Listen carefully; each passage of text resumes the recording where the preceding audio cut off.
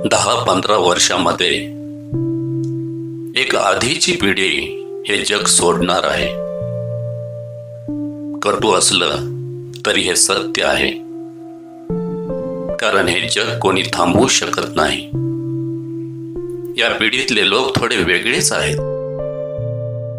सकाळी लवकर उठणारे, रात्री वेळेवर झोपणारे, पाणी वाया न घालवता झाडाला घालणारे, फुलं देवासाठी तोडणारे, रोज पूजा करणारे, मंदिरात एखादी फेरी मारणारे, रस्त्यातून भेटणाऱ्यांची आस्थेने चौकशी करणारे, दोन्ही हात छातीशी नेऊन नमस्कार करणारे, अन्नधान्य वाया जाऊ नये म्हणून बेतानेच स्वयंपाक करणारे आणि तरीही उरलं तर गरिबाला देणारे किंवा दुसऱ्या दिवशी त्याला नटवून मिटक्या मारत खाणारे, पाहुणे रावळ्यांची स्वतःची गैरसोय असूनही पाहुणचार करणारे, आपापले सण धांगडधिंगा न करता साधेपणाने साजरे करणारे, व्यसन करताना लाजणारे आणि समाजाच्या नजरेची भीड बाळगणारे,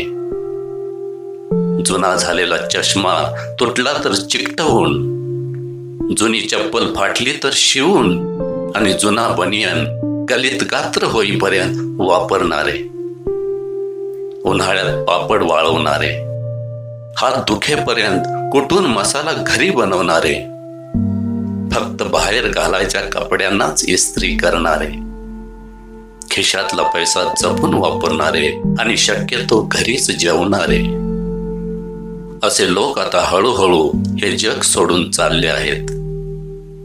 ते जातील तेव्हा एक महत्वाची शिकवण त्यांच्या बरोबरच जाईल.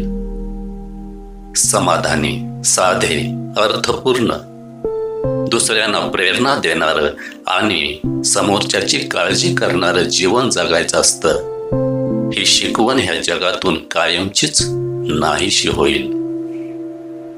त्यानंतर राहील फक्त स्वार्थ, अविश्वास, चैन, असंवेदनशील मन, भकास कोडगेपणा आणि मोबाईलवरचे कृत्रिम अगत्य आणि सारं आभासी तथाकथित जीवन.